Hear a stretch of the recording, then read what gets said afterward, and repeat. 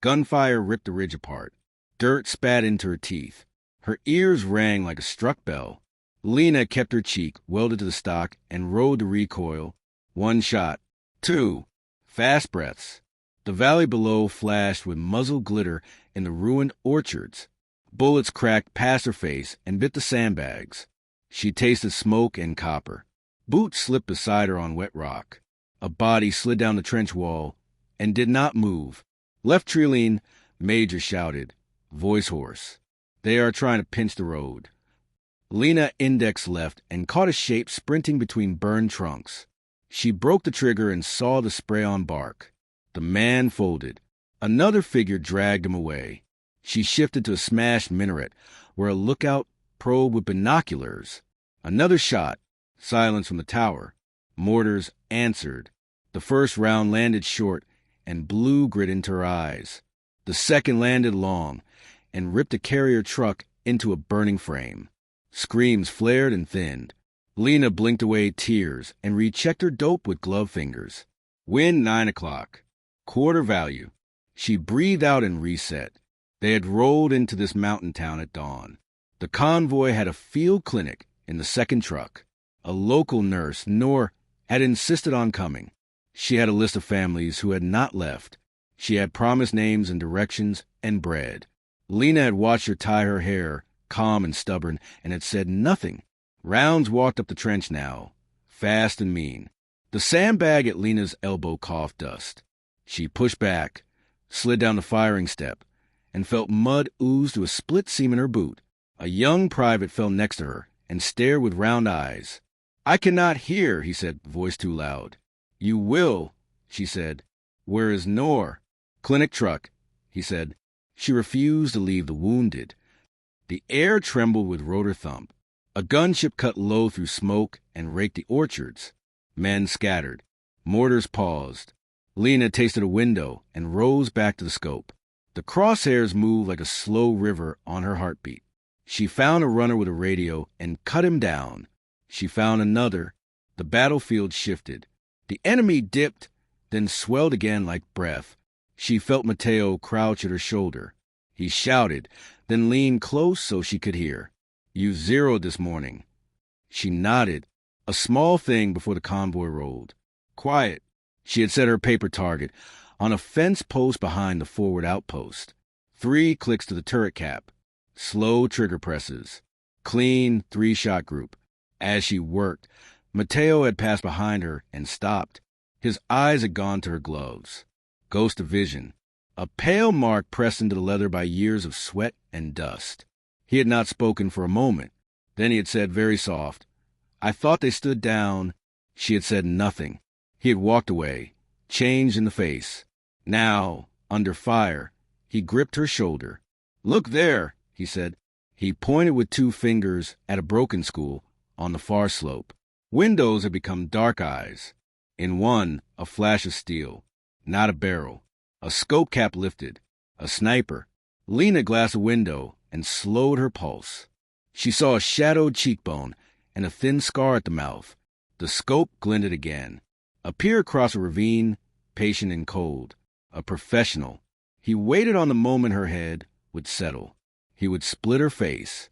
She gave him nothing but the center of a sandbag, then inched the muzzle until the crosshairs found a little triangle of dark between sill and cheek. The wind lifted a strand of her hair. She took it as a count. On the exhale, she broke the shot. The window blew dust. The cheekbone dropped. The scope fell out and dangled on its lanyard. "Good," Mateo said. "Now the road." The road bent through the lower town and climbed toward them in a switchback of broken asphalt. Smoke rolled over from the burning truck. Through the smoke, the enemy pushed a battered pickup with a steel plate welded to the hood. 3 men crouched behind the plate. One held a tube on his shoulder. Lena understood what they wanted. The last carrier. The clinic. Mateo stood to wave. "Move that truck. Move it now." Round stitched his sleeve. He flinched and dropped back. Blood soaked his cuff. He held his arm tight and sucked air between his teeth. "Major," Lena said. "I am fine," he lied. "Take the Rocketeer." She settled on the pickup. Distance. Wind. heat shimmer. She eased a breath. The shot hit high and cut the tube in half. The man ducked and clawed at his face. The others shoved him away. The pickup veered and stalled. Through the smoke, Lena saw a man step out of a doorway with a radio pack and a black scarf. He walked like he owned the slope. Calm.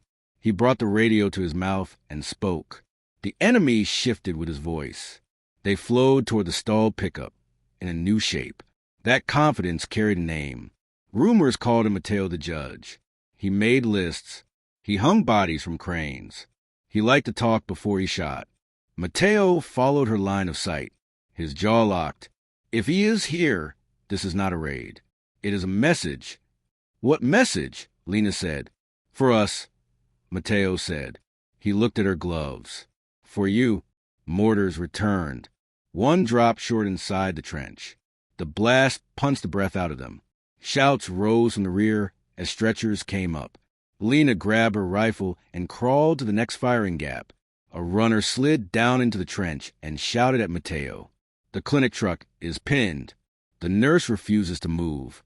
She has 3 children under the benches. Mateo swore. He looked at Lena. You have to cover a pull. We send 2 to the truck. You pin the road. You take Mateo if you can. He started to climb and slid back. Blood poured from under his elbow, where shrapnel had kissed him. He wavered. His face went gray. Major, Lena said, you need a bandage. He grabbed her vest and pulled her close. His eyes burned through the dust. Listen, I saw that mark. I know what it means. If he knows too, he will burn this ridge until you show yourself. How would he know? She said. Mateo swallowed. Because a week ago a courier brought a name to our gate. Your name, in your old unit cipher. Her throat went tight. The trench pressed in. The roar outside became far. Mateo set his hand on her rifle. I did not report it. I wanted to read your record first. I wanted to see you, not a file. I was too slow. The radio hissed. A new voice slid through the static. Clean. Measured. It spoke their language without an accent. Ridge command. We hold your nurse. We hold your children. One of you belongs to the ghost. Put her rifle on the dirt. Walk to the road with your hands high. Do this, and the clinic will live. You have 2 minutes. The trench went silent. Even the gunship felt far. Mateo looked at the sky. He nodded once, as if he had expected this. He pressed a folded scrap into her glove. It was a crude map. A circle marked the school. Another marked a culvert below the road. There's a dry crawl space under the culvert, he said. You can reach the truck if you start now. I will answer the radio. You will stall him, she said. I will buy you 2 minutes, he said. Or I will give him someone he thinks is you. He stood and raised his hands toward the road. Lena stared after him, breath frozen. The radio clicked again. We see movement. She is coming. Good. Lena slid her rifle onto her back and dropped into the mud. She felt the paper map soak. She felt the trench wall tremble. She began to crawl toward the culvert as Mateo climbed the parapet and stepped into view with his hands high.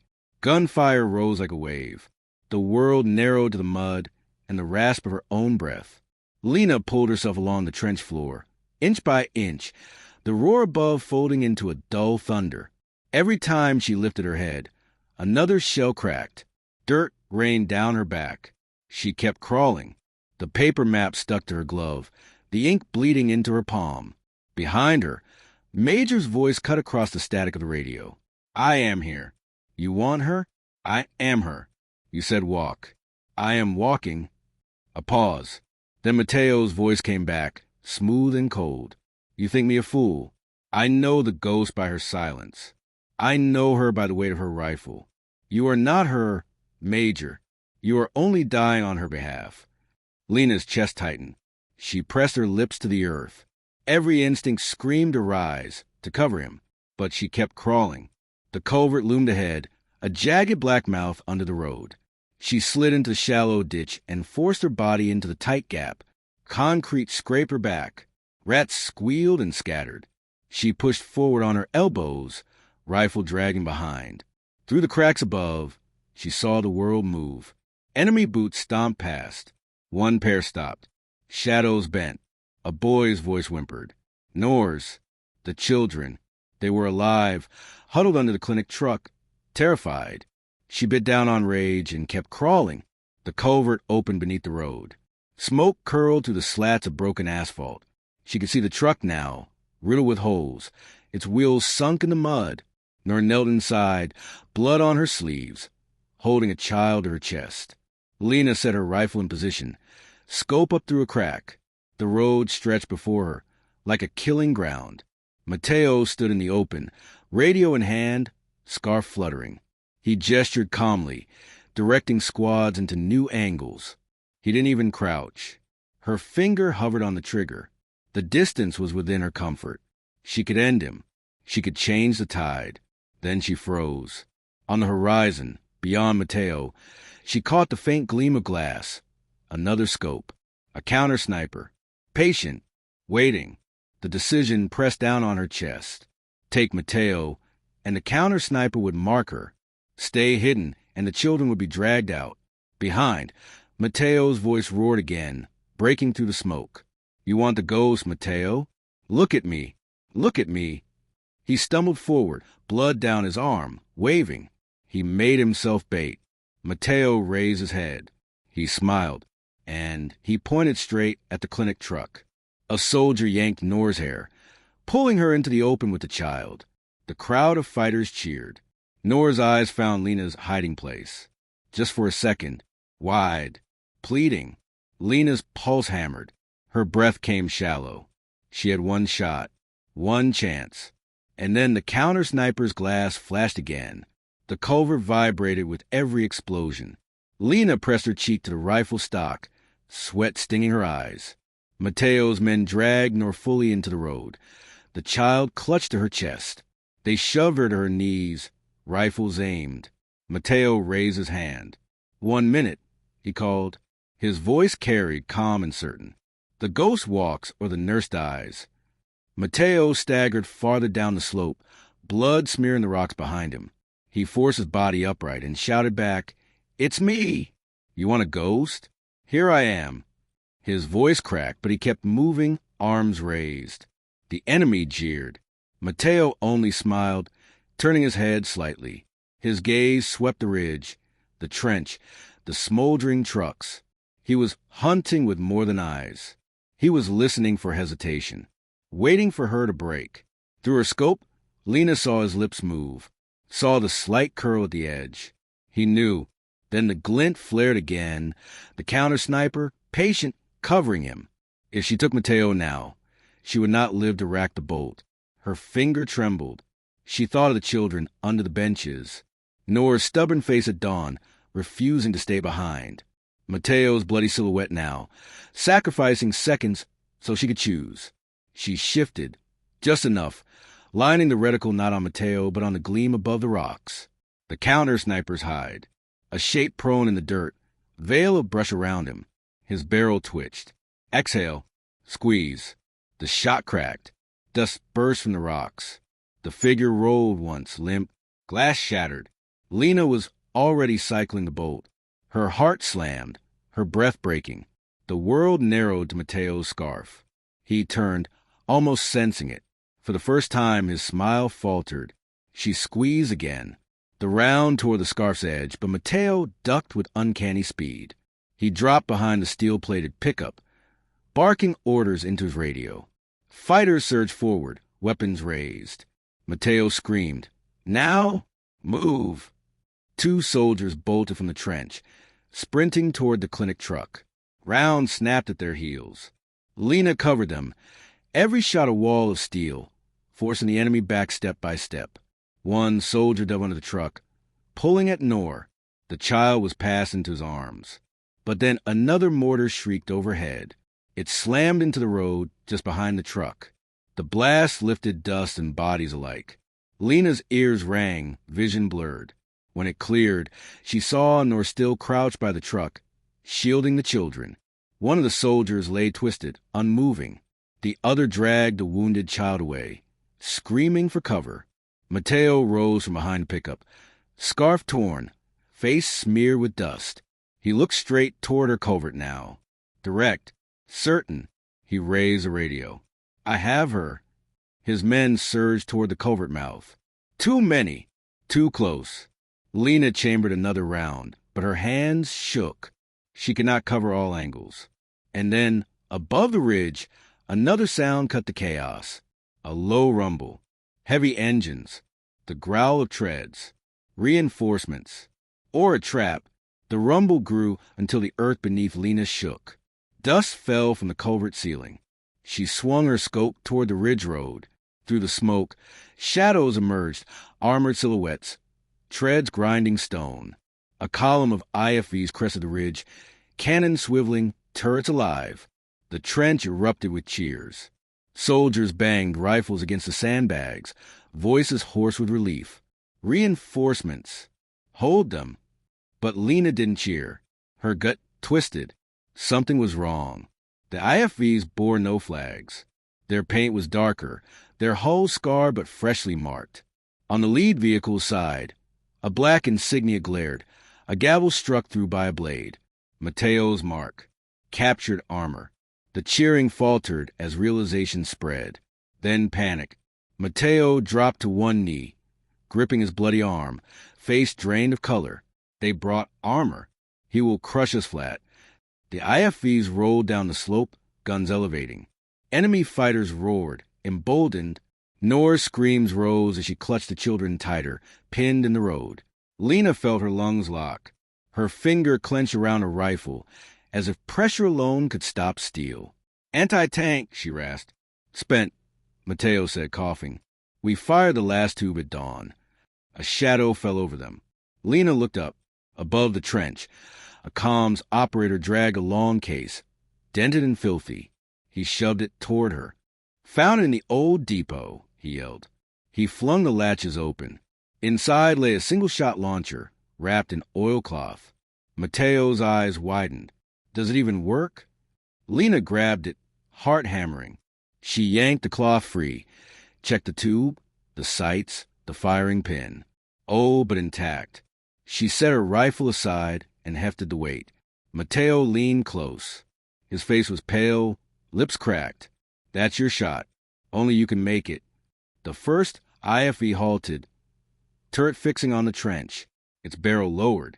Lena scrambled up the covert slope, mud streaking her gloves. She crawled into the open, launcher on her shoulder. Her breath roared in her ears. She found the driver's viewport in the sight, steadied her arms. The IFV's cannon spat fire. The shock wave flattened her. The round screamed overhead and pulverized the house behind the trench. She didn't flinch. She exhaled. She squeezed. The launcher belched smoke and flame. The rocket streaked, struck the IFV's turret base. A bloom of orange fire consumed it. The steel beast shuddered, then split. Its hatch blew open, fire clawing skyward. Cheers tore from the trench. Soldiers surged the parapet, firing renewed volleys. But Lena's sight stayed on Mateo. He hadn't flinched. He hadn't moved. He only watched her, eyes locked, the torn scarf fluttering. He touched his radio again. Calm. The second IFV shifted its turret toward the covert mouth. Its barrel glowed. Lena dropped the spent launcher. Her hands went for her rifle. Too slow. The turret fired. The world turned white. The ground split. When her vision cleared, she was on her back, ears ringing, dirt raining down. Smoke swallowed everything. She tasted blood. Through the haze, she saw Mateo lying still in the trench. She saw her crawling to shield the children again, her body broken but unyielding. And she saw Mateo stepping calmly through the fire, his men parting for him. His scarf burned at the edges, his face smeared but unshaken. He raised his weapon. He aimed directly at her. Lena rolled to her side, lungs burning. Her rifle lay half buried in the dirt. She clawed it free, chambering around with shaking hands. Smoke blurred everything, but Mateo's silhouette loomed, calm amid the chaos. His rifle rose, deliberate. A shot cracked first. Not hers. Mateo staggered back, a bloom of red on his shoulder. The bullet had come from the ridge. Another figure appeared through the haze, descending fast. weapon barking. Reinforcements. Real this time. Lena's chest seized. The crest of the ridge swarmed with familiar helmets, insignia glinting in the firelight. Not regular infantry. Ghost Division. The same mark on her gloves. They moved like shadows, precise, merciless. Enemy fighters fell in seconds, cut down before they understood what hit them. The second IFV exploded under a shaped charge. Panic broke the enemy line. Mateo retreated behind the burning pickup, clutching his shoulder, eyes locked on Lena even as his men dragged him back. His stare burned with recognition, not defeat. He shouted something into his radio, and then he was gone, swallowed by smoke and fleeing fighters. The ridge echoed with silence, broken only by the crackle of fire. Lena pushed herself up, dizzy. Her ears still rang. The Ghost Division soldiers advanced, faces hidden behind goggles and scarves. One of them approached, pulling off his mask. His hair was white at the temples, his eyes hard. "You should not be here," he said. Lena steadied her rifle against her chest, throat tight. "Neither should you." He glanced at her gloves. "That mark makes you a target. It makes all of us targets." She felt Mateo's hand grip her sleeve. She dropped to her knees. He was alive, blood pouring from his side. His voice rasped. "You held the line. Don't let them take her. Don't." He coughed hard, then gripped her wrist. "Promise me." She pressed her forehead to his. "I promise." Nor crawled forward, clutching the children, face streaked with soot and blood. She met Lena's eyes, silent gratitude and fury bound together. The ghost soldiers studied them all. Orders are clear. Ghosts are ghosts. No names. No ties. Lena rose, her rifle slung, shoulders squared. "I'm not a ghost anymore. These people are mine now." The soldier held her gaze. For a moment, nothing moved but the drifting ash. Then he gave a single nod. The Ghost Division melted back into the smoke, leaving the wounded and the burning ridge behind. Mateo sagged against her, whispering, "He won't stop. Mateo won't stop until he gets you." Lena looked down the ruined road, where the enemy had fled into the mountains. Her gloves were blackened, the mark burned deeper by smoke and blood. She flexed her fingers once. Slow. "No," she said softly. "He won't." The ridge smoldered. Children cried softly under Nor's arms. The sky hung heavy with ash. And somewhere beyond the mountains, Mateo was already planning his return. The war wasn't over. Not for them. Not for her. The ghost was awake again. The story ends here with closure, but it hints at future battles between Lena and Mateo, and the shadows of the Ghost Division still watching her.